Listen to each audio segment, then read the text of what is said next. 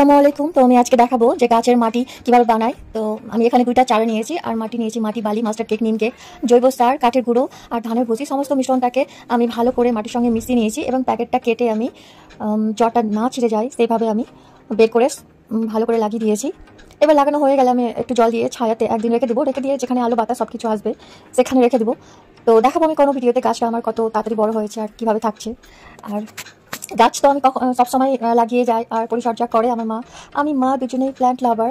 তো জানি না কেন এটা আমার যতগুলো হবিস আছে তার মধ্যে একটা ফেভারেট থেকে ফেভারেট একটা হবিস। জানি না এই গাছের পরিচর্যা করতে আমার কত যে শান্তি কাজ করে দেখলেও। যেখানে যাই আমি গাছপালা, ফুল ফল, সবজি সমস্ত কিছু গার্ডেন দেখি তখন কিন্তু আমার মনে একটা শান্তি কাজ করে।